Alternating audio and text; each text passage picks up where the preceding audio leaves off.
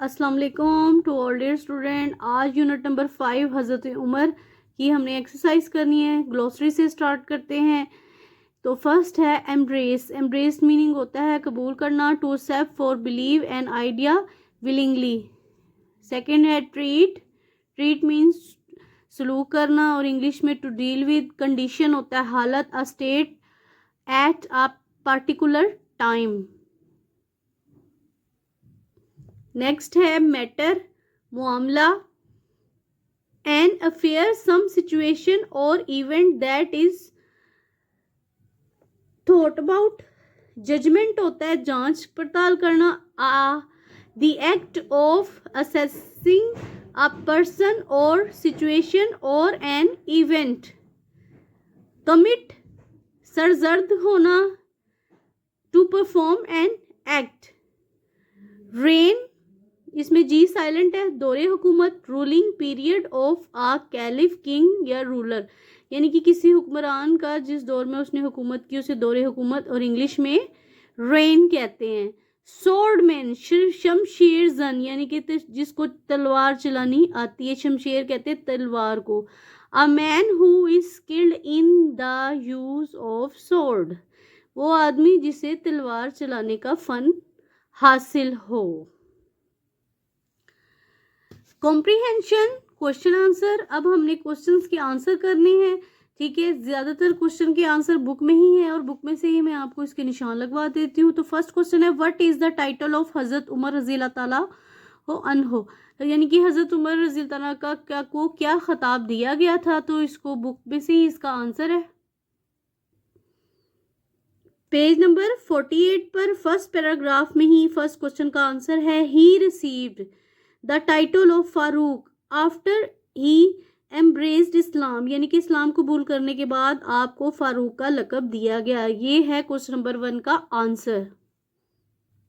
Now the question number 2, what were the major reforms introduced by Hazrat Umar रजी अल्लाह ताला अन्हो, यानी कि वो कौन सी इस्लाहात थी जो हजरत उमर फारूक रजी अल्लाह ताला ने मुतारफ करवाई। पेज नंबर 49 पर क्वेश्चन नंबर 2 का आंसर है जी, he introduce many reforms during his reign such as administrative courts to investigate the complaints against the offices of the state. He also reform army, police force and tax system। तो ये question number 2 का answer है।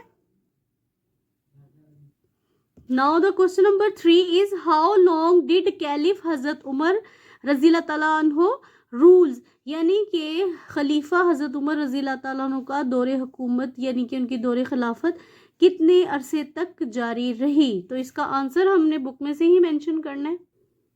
Question number 3 का answer है जी, हजरत उमर रजी अल्लाह ताला अन्हो remained caliph for 10.5 years, यानी कि 10.5 साल आपकी खिलाफत रही।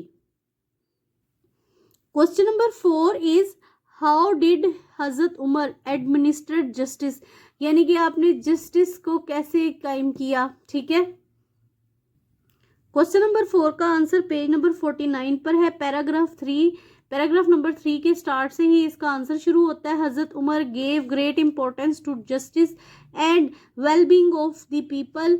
ही would not spare anyone in the case of judgement. For him high and low, rich and poor were all equal before law. तो ये है क्वेश्चन नंबर 4 का आंसर।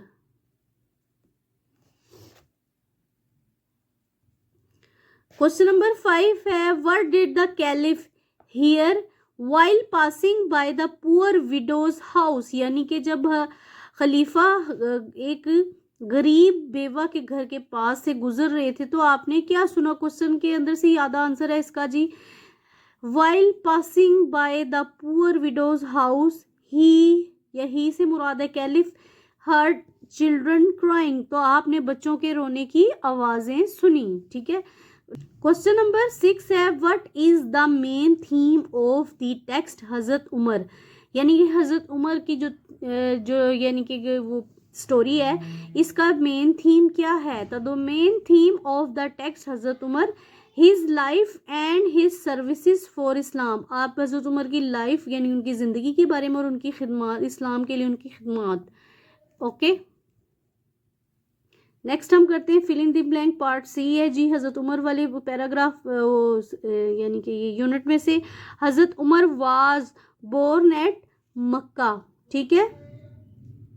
हज़रत Umar conquered a vast area during the 10.5 year of his खिलाफत।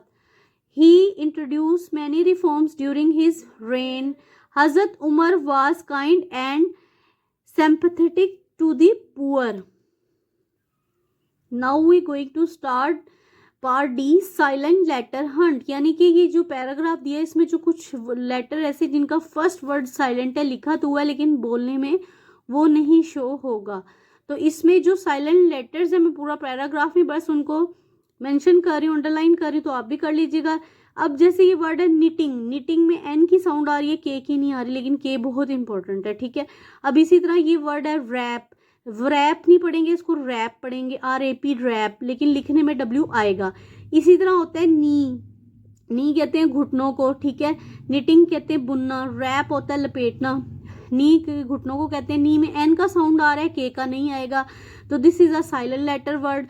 Wrench में भी W जो है वो साइलेंट है, R की साउंड आएगी।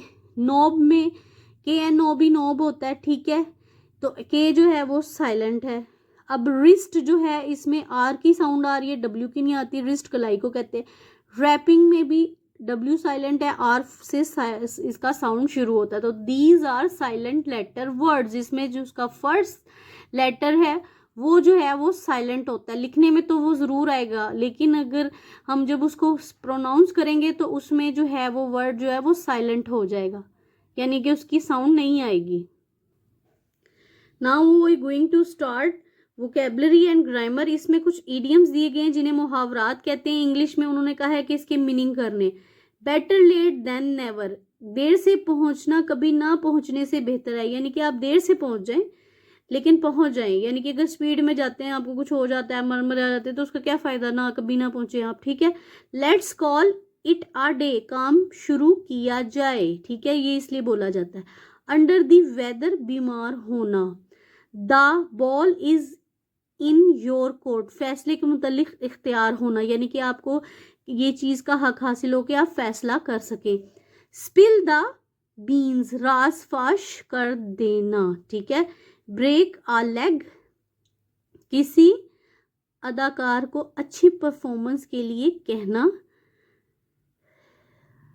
पुल समवन लेग्स, किसी की टांग खींचना, यानी कि उसको तंग करना। लेग पुलिंग जिस तरह अक्सर वर्ड यूज होता है उससे रिलेटेड है ये, ठीक है। सेट ऑन द फेंस, फैसला करने से इज्तनाब करना, यानी कि आपको फैसले का हक दिया जा रहा है लेकिन आप फैसला करना नहीं चाहते, इसका मतलब। थ्रू थिक एंड थिन, हर अच्छे बुरे हालात में। Once in a blue moon, शाजो नादिर, ठीक है, कभी कभार, इसका ये भी आसान मीनिंग है।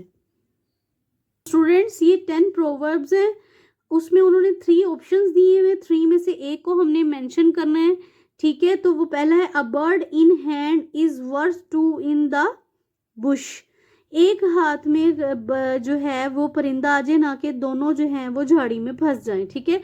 लुक बिफोर यू लीप, ठीक है, लीप आता है इसके साथ। Birds of a feather flock together. A stitch in times gave 9, 9 आएगा इसमें, ठीक है। All that glitter is not gold आता है। Dash is thicker than water, यानी कि blood is thicker than water, blood आएगा यहाँ। Every dog has his day आएगा। Every dark cloud has a silver lining. Beginning at home, charity begins at home.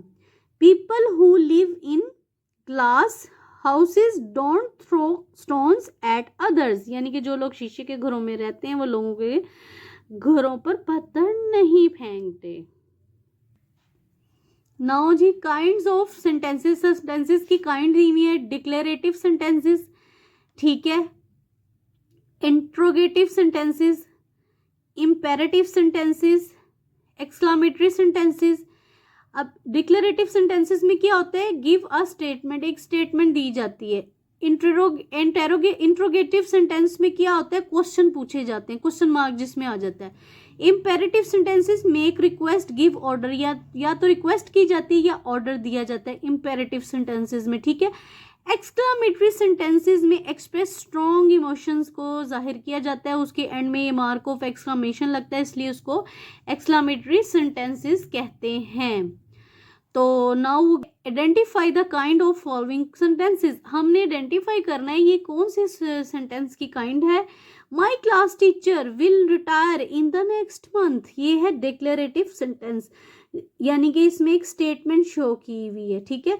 Let me finish my work, मुझे मेरा काम खत्म करने दो। अब इसमें एक रिक्वेस्ट है at the, who is knocking at the door, ये तो सिंपल है, ये आप लोगों को पता चल गया होगा, ये है इंट्रोगेटिव सेंटेंस, यानी कि क्वेश्चन पूछा कि हुर्रा, अब मार्क ऑफ एक्सक्लामेशन है इसलिए एक्सक्लामेटरी सेंटेंस है। Please give me your camera for 2 days, imperative sentence, यानी कि इसमें एक इल्तिजा की गई है कि मुझे कुछ 2 दिनों के लिए अपना कैमरा जो है वो उधार दे दो। How beautiful this flower is, फिर वो एक मार्क ऑफ एक्सक्लामेशन है, इसलिए एक्सक्लामेटरी सेंटेंस ये है, ओके।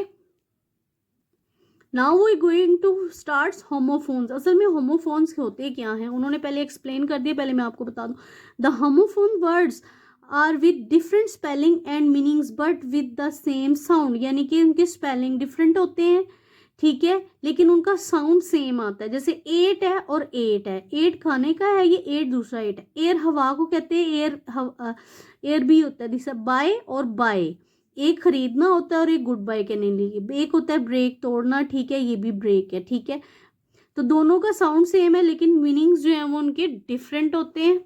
तो इसी तरह जो भी इसमें इन्होंने 6 सेंटेंसेस दिए गए हैं, जिनमें से हमने होमोफोन्स जो है पॉइंट आउट करने हैं। द गर्ल लुक्ड पेल, ये भी पेल है और ये भी पेल है, उनके वर्ड्स के मीनिंग भी चेंज है, स्पेलिंग, लेकिन उनका जो साउंड है वो सेम आ रहा है। सेकंड में है सी और सी देखना, और ये सी जो कहते हैं समुद्र को कहते हैं, रीड पढ़ना, रेड बाईसाइकिल, ठीक है, वुड वुड, थ्रू, हेयर दोनों का सेम साउंड है, थ्रू। तो सेम साउंड के जो वर्ड्स होते हैं लेकिन उनके मीनिंग डिफरेंट होते हैं और स्पेलिंग भी डिफरेंट होते हैं, उनको होमोफोन्स कहते हैं। सिंस और फॉर के बारे में बताया गया, when often use for and since when taking about time, जब हम किसी टाइम के टॉकिंग अबाउट टाइम, जब हम किसी टाइम के मुतालिक बात कर रहे होते हैं तो वहाँ सिंस और फॉर लगता है। अब बताना है कि फॉर कहाँ पे लगता है, उन्होंने समझाया, we use for plus period of time, जहाँ पे पीरियड ऑफ टाइम एग्जाम्पल यानी कि 5 months 6 month 1 minute 2 minute, ठीक है, 60 सेकेंड, तो वहाँ पर 4 आता है। एजिस के लिए भी 4 आता है। He has been living in Paris for 5 months, अभी इसमें टाइम मेंशन कर दिया कि कितने मंथ के लिए वो कर रहा है, तो इसीलिए यहाँ पर आएगा 4, ठीक है। आगे उन्होंने सिंस की डेफिनेशन दी हुई है, we use since plus start of a period example, यानी कि जब कोई टाइम स्टार्ट हो रहा होता है, यानी कि उसके लिए हम सिंस का एग्जाम्पल, सिंस मार्च के स्टार्ट से, ठीक है, सिंस 2019 के साथ, we have been playing cricket since March, हम मार्च से खेल रहे हैं, यानी कि स्टार्टिंग टाइम ऑफ पीरियड के लिए हम जो कहते हैं वो सिंस यूज होता है। अब उन्होंने नीचे एग्जाम्पल्स दे दी हुई हैं, वो क्या है जी, for 5 months 5 months ago, now for 60 minutes, for 1 day, for 2 hours, for week, for 10, यानी कि इसमें मेंशन कर दिया ना उन्होंने पीरियड ऑफ टाइम की कितनी देर के लिए, ठीक है, तो उसके लिए होता है फॉर यूज होता है।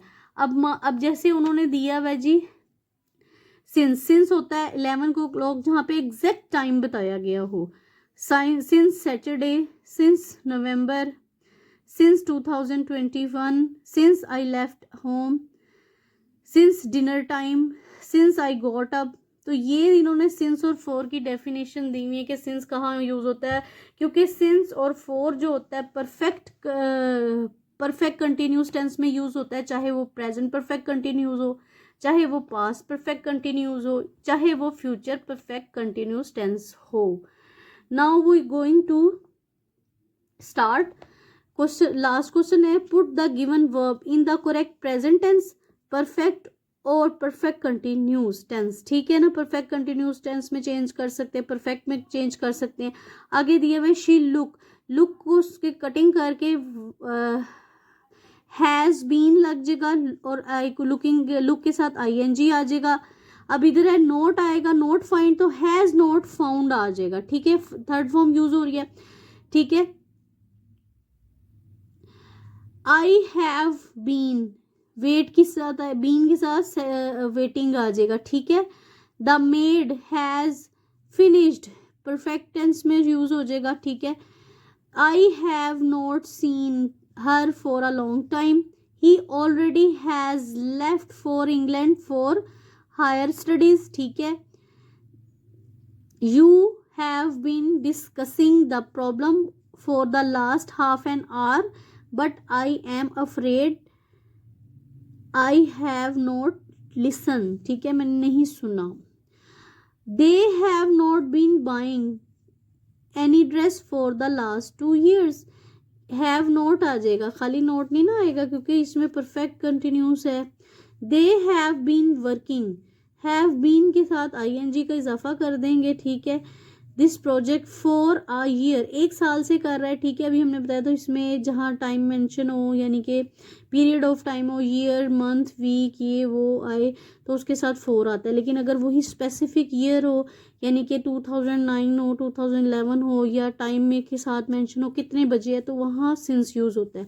तो इसी तरह ही has been working at the editor of the newspaper since, अब यहाँ पर ईयर उन्होंने लगा दिया तो सिंस 1990 आ जाएगा। ठीक है, आगे है जी, he has been stealing, stealing होता है चोरी करना, थिंग्स सिंस चाइल्डहुड, वो अपने बचपन से चीजें चोरी कर रहा है।